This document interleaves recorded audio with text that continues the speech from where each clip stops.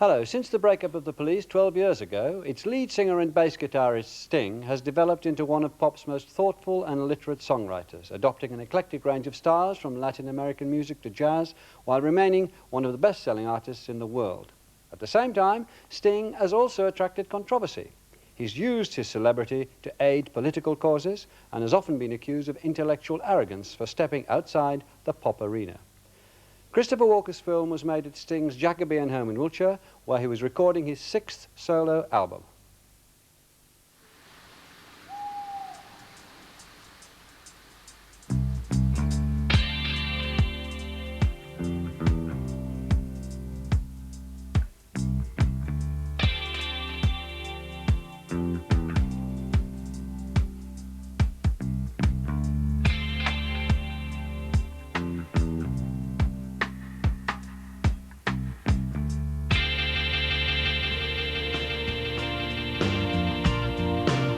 Well, my doctors fail to heal you. Well, the medicine just make you well. Well, no cancer leads to comfort.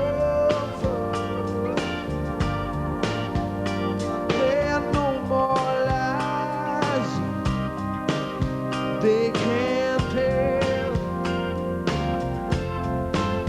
No more useless information. And the compass spins between heaven and hell. Just let your soul be your pilot. Let your soul guide you, guide you well. I always had the idea that I would love to make my living as a musician. I would love to be a musician. That was my only ambition, still is my only ambition, to make my living out of playing music. I have no one particular music form that I want to sell or dig deep in. I like to be a gadfly, you know, I like to roam around.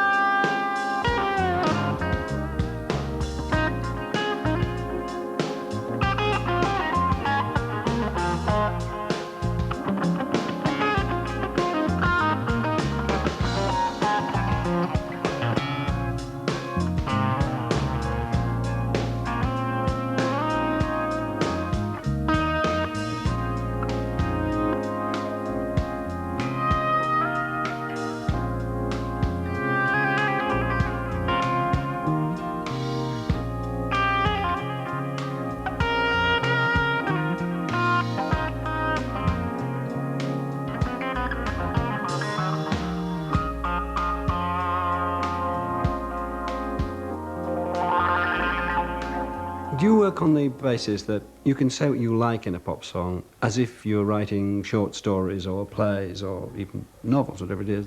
It's really the opposite. You know, you take big ideas and you condense them into rhyming couplets, you know, whereas novels seem to be, you take small ideas and make them into a big narrative. You have to be sparse with words. You have to write a story in very few words, and I think it's a great art form. Do you find it was difficult for others to accept that you could put rather complex messages and rather abstruse references into rock and pop songs? If the idea comes, I'm not constricted by the idea, you can't do that in a pop song. I'm really not. You can't put that word in a pop song. You can't put that meter in a pop song. I don't care about those rules. I really don't. Mm. But I'm privileged, you know. I'm in a position where I can do that. You know, I've made enough money to have that freedom. People will listen to my records with more, with I think they'll give me enough rope to hang myself, basically.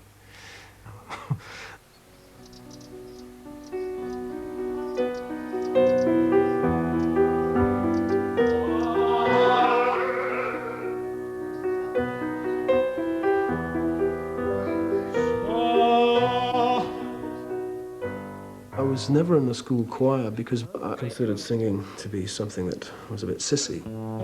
And yet, you know, when the school sang, I had this very sweet voice. I looked up at the star to try and find an answer in my life. I chose a star for me, I chose a star for him. Chose 2 stars for my kids and 1 star for my wife. Something made me smile, something seemed to ease the pain, something about the universe and how it's all connected.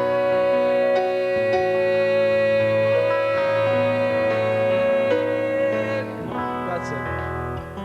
The first hit record I ever performed on was a song called Roxanne. Roxanne, you don't have to put on the red light. Those days are over. You don't have to sell your body to the night. Roxanne, you don't have to wear that dress tonight. Work the streets for money. You don't care if it's wrong or if it's right. Roxanne. What was it you think that made the Police click? I think we were a 3-piece group, and that has an inbuilt limitation. You're just 3 people. You can't really compete with a larger band that has keyboards and, you know, horn sections and lots of singers. And we started to leave lots of space in the music, lots of holes, because we couldn't fill it. But we made a point of that, and I think that spare kind of skeletal approach made any record we made stick out. The Police was radically different. The great space created just by 3 instruments was added to by Andy's, you know, that shimmering sort of echoey guitar. And then what's particularly great about Stuart's playing was all the stuff on the hi-hats. Really clever. It just now you listen to it a lot in dance music, but it just trips the whole thing along, like keeps you going like that. Though the bass is holding a melodic pattern, which is reggae jazz influenced.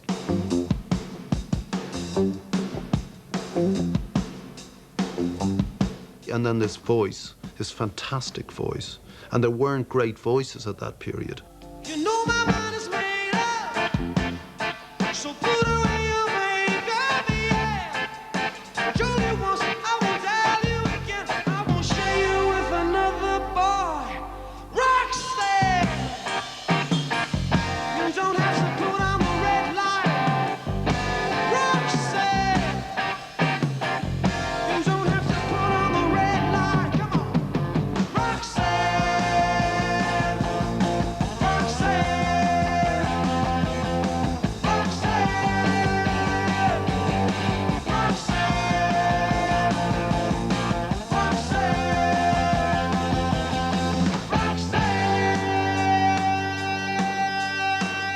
Our timing was very good when we came to the States. The American media and the American audience were aware that there was something called punk happening in England.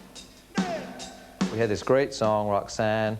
We were all pretty articulate. We were able to give very good interviews and talk about punk and new wave music, and then we had the performance to back it up. Punk happened, the Sex Pistols and the Clash, and they seemed to be knocking the doors in, so that was, we flew the flag of punk to get in through the door, and then we became ourselves. White reggae was a phrase used about the early songs, wasn't it, really? I mean, reggae was a type of music that appealed to me as a musician, not about energy, but as a bass player particularly.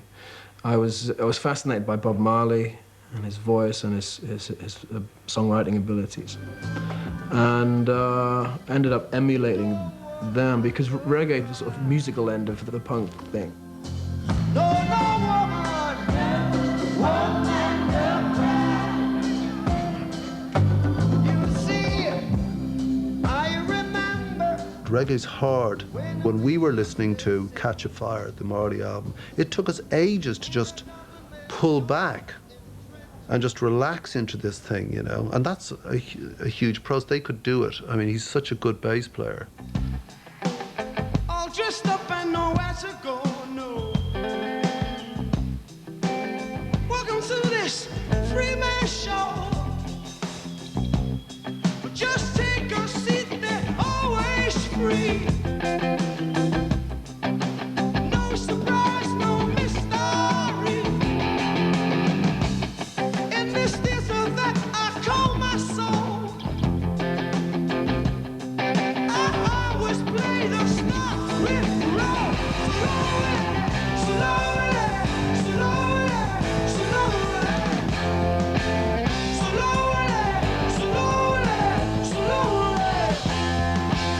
slowly, slowly,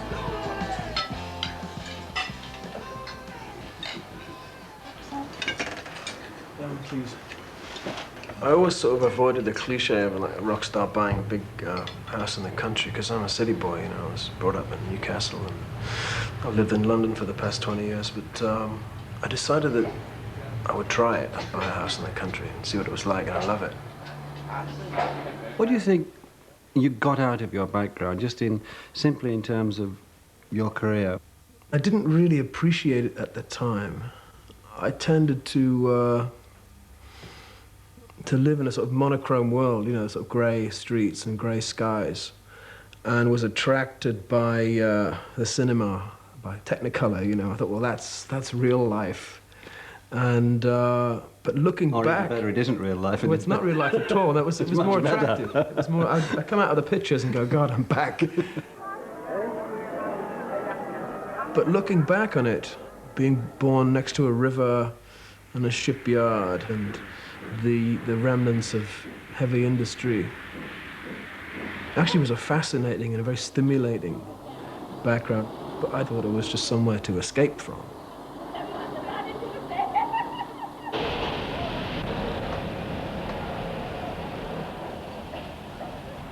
I always think about a symbol for my life being the shipyard I lived next to, of these giant ships they would build, which would be built for, 18 months, and then they'd launch them into the river and then out to sea, never to come back. I always thought that was an image for my life, I'm building myself up here, then I'm going to get launched and I'm going to be out into the world, My father was an engineer, an engineer's fitter, and he worked in the yards. My grandfather was a shipwright. There was this tradition of work. I never aspired to this. I wanted to read books. What made you want to be a school teacher? Basically, the holidays seemed and the hours seemed, when I was a teacher, when I was a student teacher, I was a musician. I was playing every night in clubs and pubs. And so I needed a job that wasn't too physically taxing. And that's what I thought teaching was an easy job, and I realized very quickly it wasn't. But the hours were good. I was playing every night, turning up for school the next day. And What was hard about it? it was the first experience really of performing in public, of standing up in front of a class and actually performing. I mean, what I learned was that there's no such thing as teaching. What happens in a classroom is learning, and you're basically there to encourage that that phenomena. And I found the best way to do that was to entertain the children. Whether they learned anything, I do not know, but I definitely could entertain them.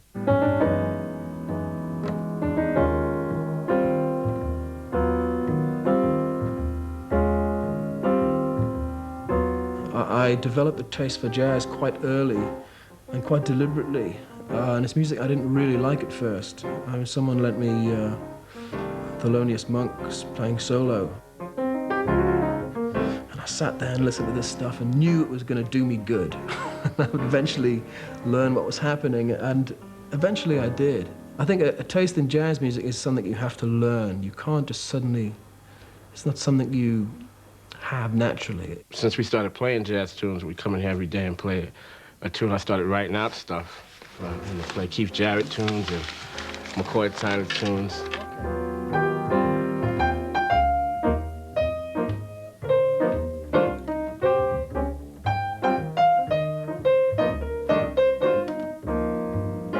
Sting is a musician first, you know, and instead of like a pop icon, I think he's a musician strongly.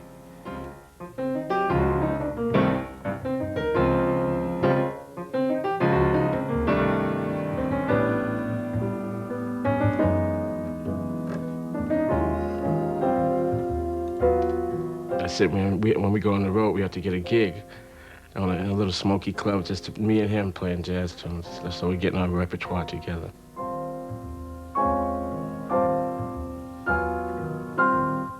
You upped stumps and came to London. Now that was a big move in anybody's life at that particular time. Wife, child on way, giving up teaching, coming to a place where you knew hardly anybody. What were you going to do? I was at a band called Last Exit. We decided that we would go to London. And I think there's only me and the keyboard player who actually made it. And the other guy stayed at home.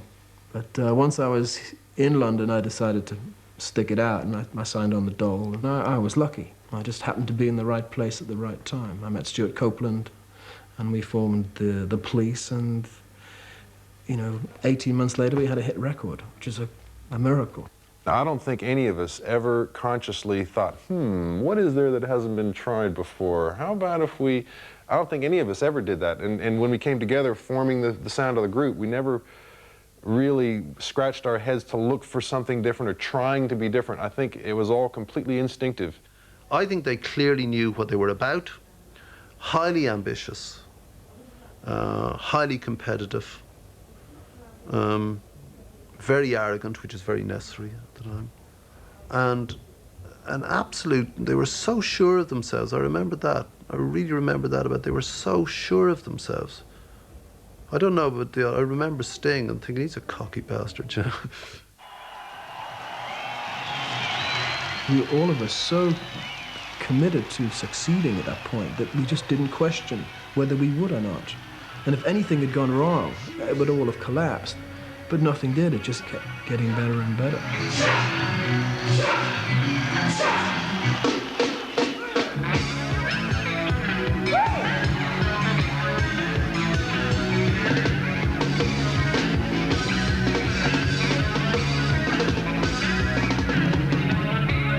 Just a castaway, an island lost at sea. Another lonely day with no one here but me. More loneliness than any man could bear. Rescue me before I fall into despair. I'll send that SOS to the world. I'll send that SOS to the world. I hope that someone gets mine. I hope that someone gets mine. I hope that someone gets mine. Message in the bottle. A few years later, it was several 100,000 people at concerts. It was 11 million records. Did that give you a sort of sense of vertigo? I mean, how do you cope with that? Well, I did cope with it. I mean, I'm still alive. And I think it's partly a function of being 26. I wasn't 18, I wasn't 19. I mean, that kind of success at that age is very dangerous because it's usually, it passes very quickly, and then you reach the grand old age of 22, and what do you do? I'd at least developed as an adult before any of this happened, and still, I still fell foul of the traps, you know. I mean, I've led a pretty wild and profligate life, but I've survived it because it's been balanced, you know, by thought. by a certain amount of discipline. I mean, did you feel threatened by the success at some stages? Because Well, I mean, it must be an overwhelming feeling of sort of power and just being knocked off your feet. I know that the most successful period of my life was probably in the early 80s. It was also the most unhappy period of my life. I had gallons and gallons of money and success and adulation. And yet my life was crumbling around me. My marriage was falling apart. My personality was falling apart. My relationship with the other members of the band was falling apart. And this was the most successful time. We were absolutely, coining it. And it's a terrible paradox, This is what we've been working for years and years. Now we have it, and it means absolutely nothing.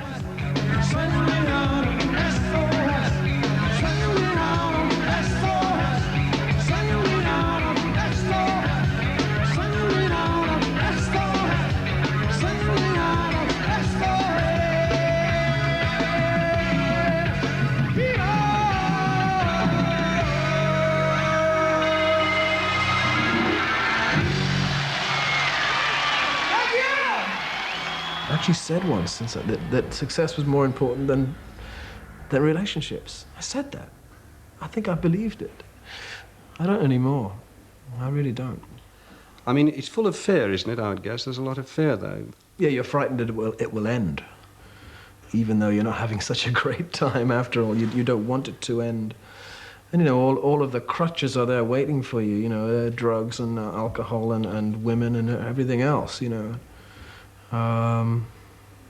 I'm just glad. I'm glad to have lived that life. I'm glad to have survived it. As the nurturing environment of the group began to dissolve, and a lot of the aggression began to rise, that it became more competitive, and other things other than the quality of the material began to raise their, rear its ugly head.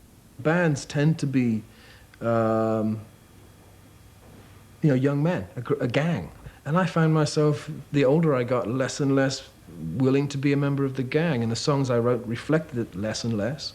Stuart and I both wrote songs about as it went on. I thought I wrote some very good pop songs, but Sting wasn't really up for singing other people's material. I found it a terrific strain to be wanting to write in a certain way, with a certain freedom, and yet having to deal with this group consciousness,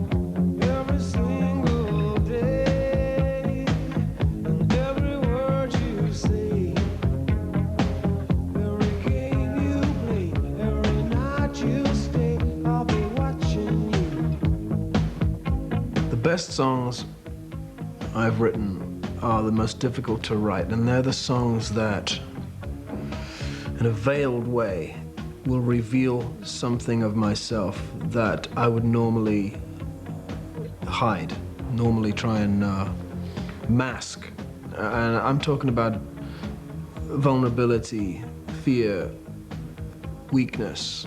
It's not something I project normally in a normal life. And yet it's part of my personality, obviously. And the best songs reveal that. And they're the most difficult to write.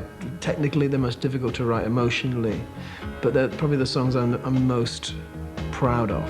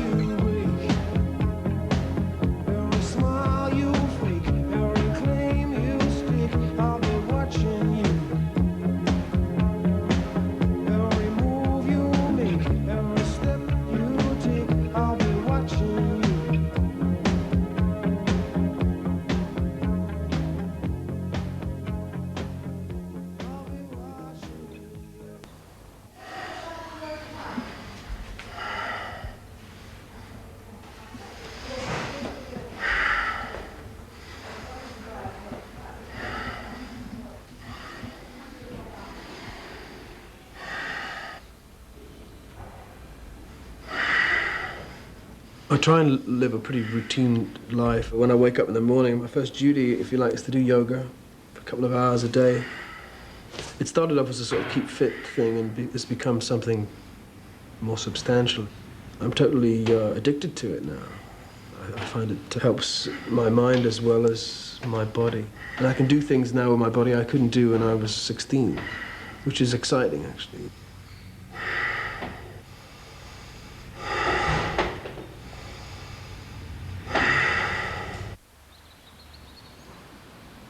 Moving to the country was a major step for me.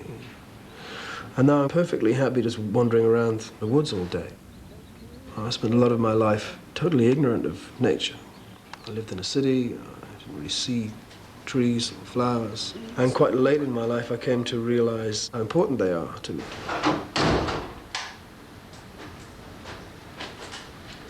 This is my hut by the river. I actually spend most of my days in here. It's very peaceful. I can look out the window, there's a river flowing. I'm quite happy living here. I don't need the big house. It's very funny. They bring me my meals down. I sleep here. We have a song called I Was Brought to My Senses, and it's really about nature and seeing nature as a metaphor for human relationships, but also as a revelation in itself. You belong, I was brought. All right.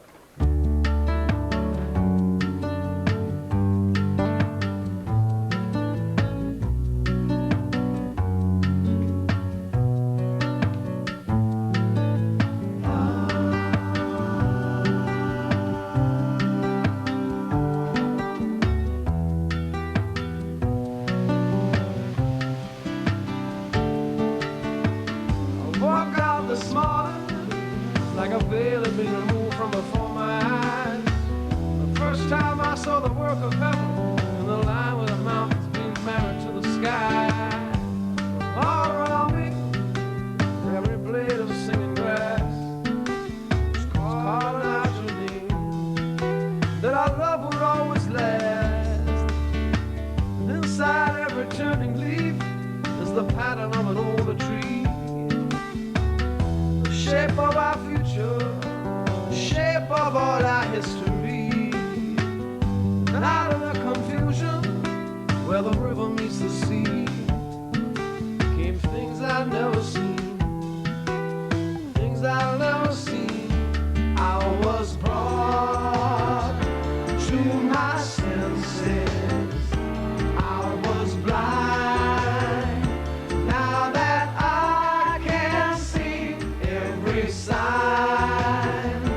Post in nature said you belong to me. I know it's true. I visited the Amazon 10 years ago.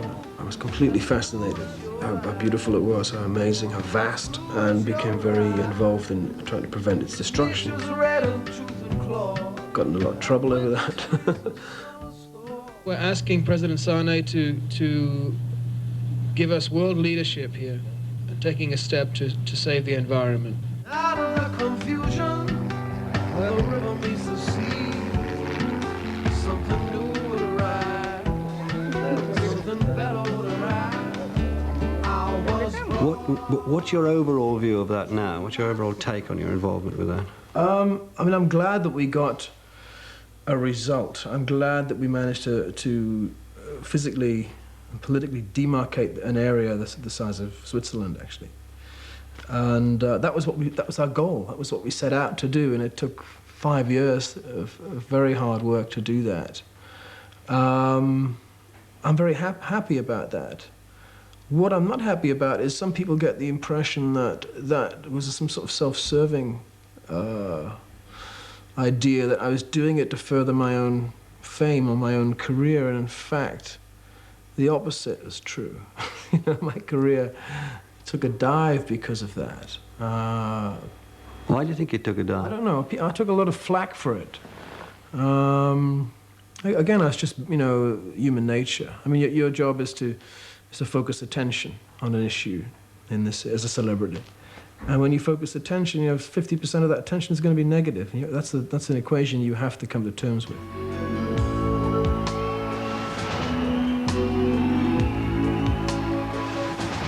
We did a tour years ago with Bruce Springsteen and Peter Gabriel for Amnesty.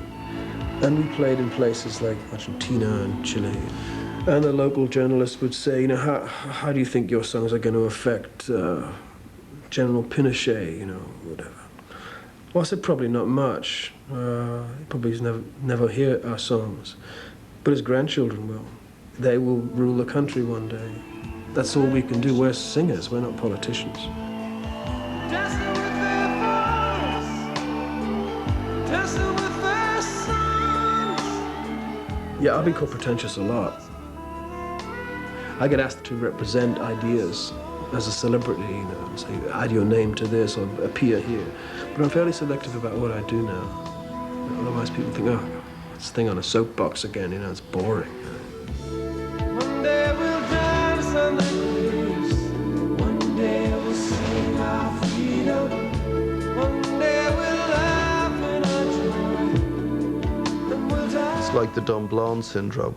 Marilyn Monroe was not allowed to have brains, and that continues to this day. No blonde, pretty girl is allowed to have brains. Well, you can extrapolate that to a blonde, pretty pop star. Rock stars and footballers are supposed to be idiot savants, We're not supposed to have read Proust.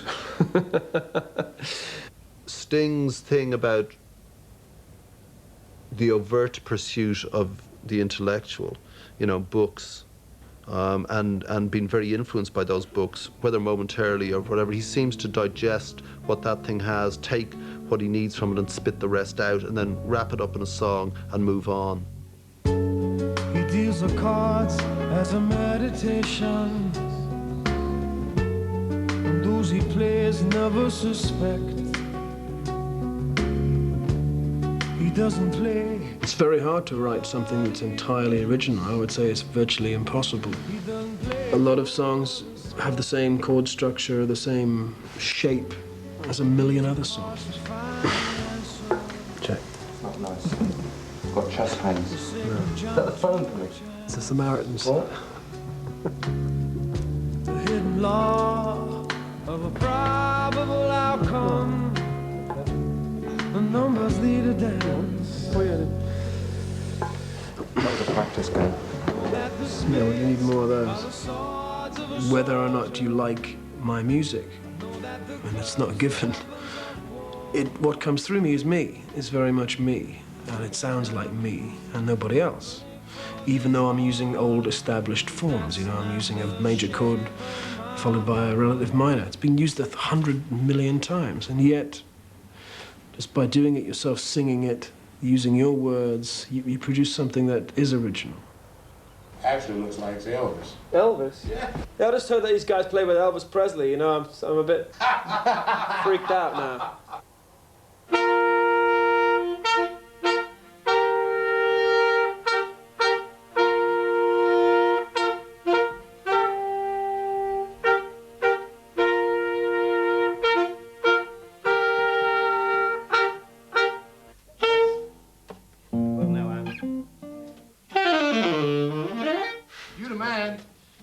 Such a southern gentleman, you two. You sound southern sometimes, Tank. Really? You say some things that sound just like you from Tennessee. Never heard that before. South London, maybe. South London. I'll point it out to you. So you can work on it. Those two guys played on all those records. They played on Soul Man. They played on Knock on Wood. They played on Hold On, I'm Coming. They played on Dock of the Bay. They played with Elvis Presley. That's the sound you have in your head when you think of Stax, when you think of soul music.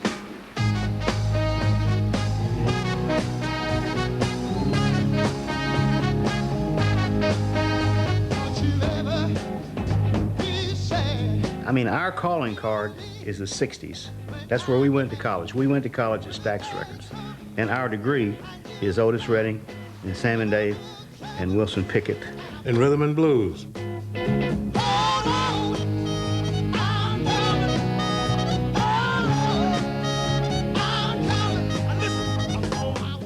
I just thought it was an authentic quote from that era. So, okay, let's take this out of that historical era and see what happens. 1, 2. Hung My Head is in 9/8 time, and it's not a normal time signature for anyone. The Memphis Horns haven't played in it before, so it was quite difficult to get them to feel the rhythm.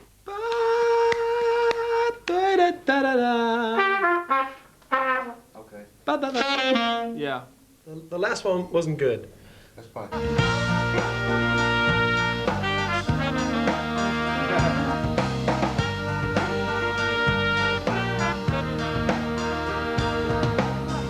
Yeah, let's just do them all again. No, the G to the F is on the 8th and the 9th beat of the bar, so it's ba da da ba da da.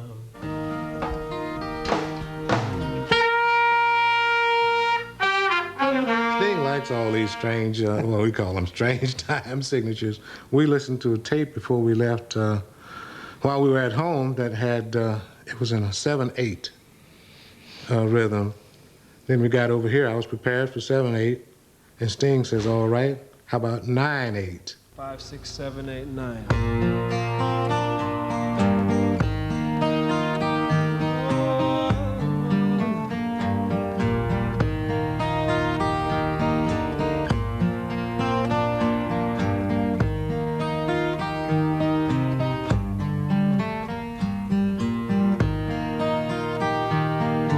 Early one morning, with time to kill, I borrowed Jim's rifle and sat on the hill. I saw a rider crossing the plain. I drew a bead on him to practice my aim. My brother's rifle went off in my hand. The shot rang out across the land. The horse he kept running, the rider was dead. I hung my head, I hung my head. I said, To be a bass player and be a singer and be a band leader is a very happy accident. The band is top and bottom by me. I'm controlling the whole thing. And within that, the band can paint their own colors, but I'm very much dictating the harmony and the top line. Also, you control the dynamic. The drummer can flail away, but without the bass underpinning him or complementing him, it doesn't work.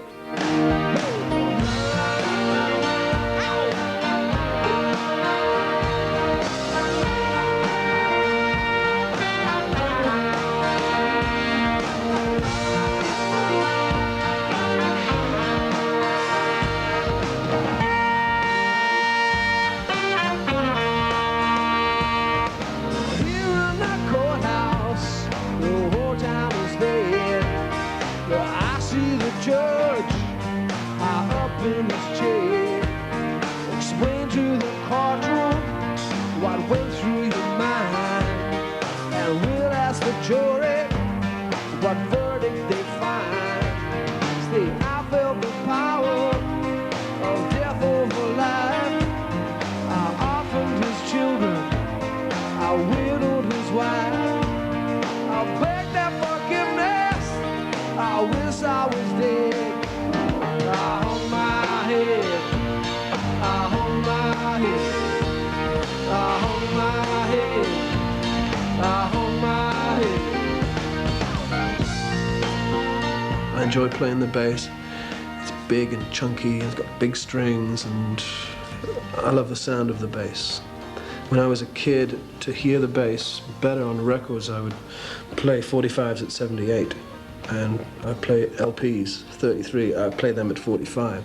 So the bass would come out and I'd hear the bass lines. I was fascinated by bass. Still am.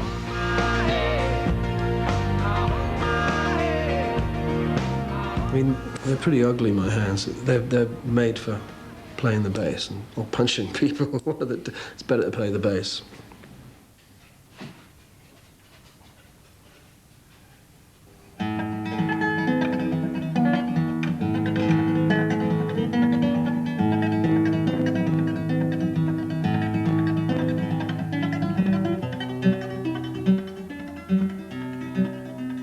foot in both rooms, if you like. One, I'm very much a popular artist with a popular appeal. On the other hand, I like this kind of weird stuff, so I'm trying to pull people from one room into another. I like selling a lot of records. I like being a popular artist, but I can't be a pop star all my life. I will move, and probably move away from a popular arena, and probably no one will hear it except the dog.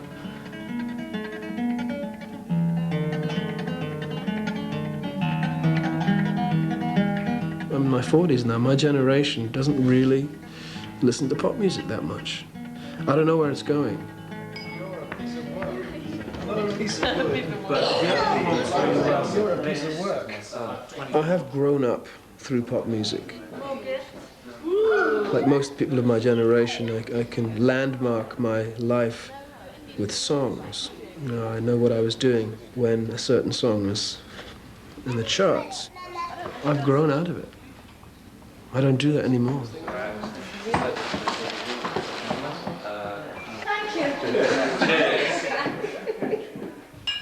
Sting, of all the bass players I've ever known in my life, you're one of them. Is it true? I can now landmark my life in my own work. I know where I was when I was making a certain album or writing a certain song. Okay, everybody. After three. Three. Happy birthday to you. Happy birthday to you.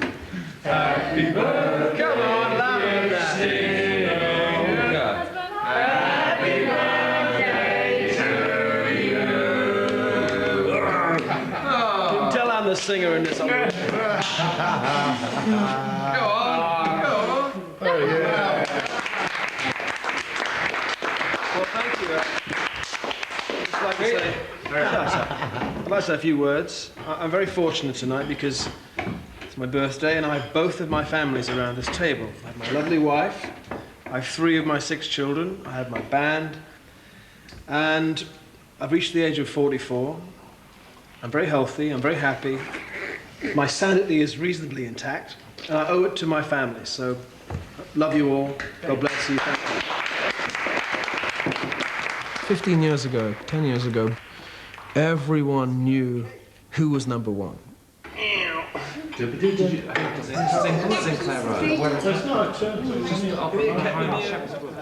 I have no idea who's number one at the moment, and I don't care. And most people in the country don't care either. It's sad, we seem to have lost one of the things that was very cohesive about our society, you know. It's just too disparate. And I think the same is true in television, you know. I think I've said this before, but every Wednesday night, the whole country watched the Wednesday play and discussed it the next week, all next week, or they watched Armchair Theatre. Because we had, you know, basically one channel, and that was a very cohesive force. We've lost that. There are too many channels, there's too much pop music, there are too many choices, and so we don't have these artistic expressions which everybody can relate to or everybody can comment on, because nobody sees them. And you see this as a loss? I mean, people could say, look, this is varied, this is postmodern. Well, it's multiple, it's varied, it's not as constrained, this was constricting. Yeah, I preferred it.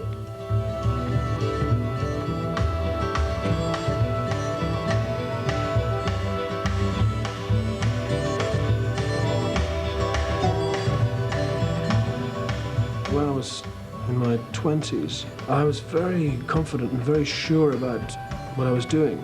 And I really felt I had my finger on a pulse. I kept having #1 singles and stuff like that. I don't have that anymore.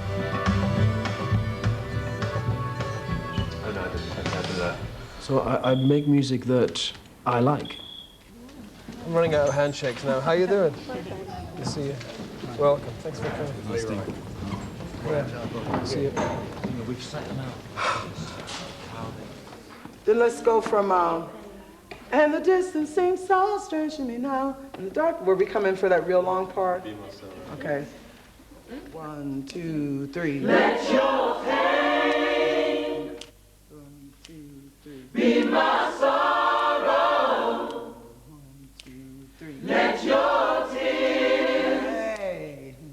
the ah.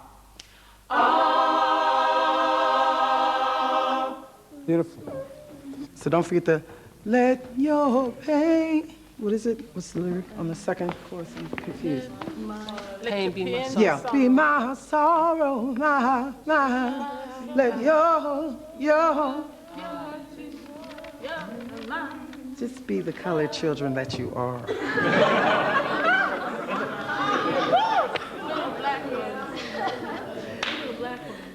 Just be those black children. Just go on and serve it. Let your soul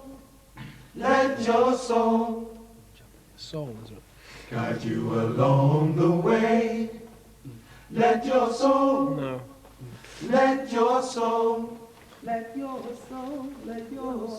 Monica, we're ending up at the word soul just a fraction too early.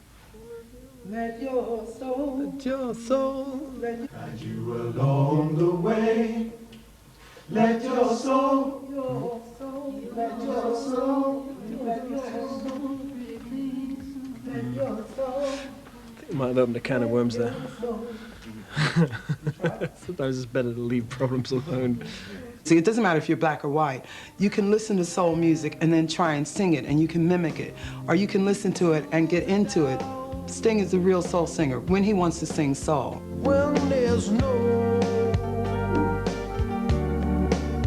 information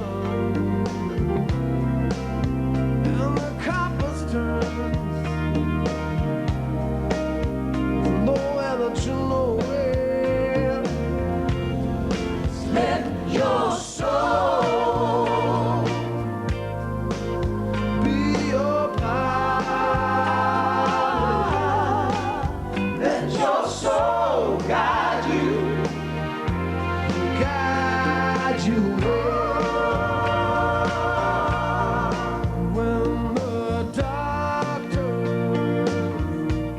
Sting is a paradoxical person.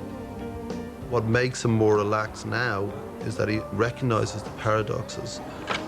He still does his hair, but will laugh about it. He still does his yoga. He still twats on about tantric sex, you know, and you know, stuff like that. I mean, but like now he sees the joke, you know. Your eyes turn towards the window pane.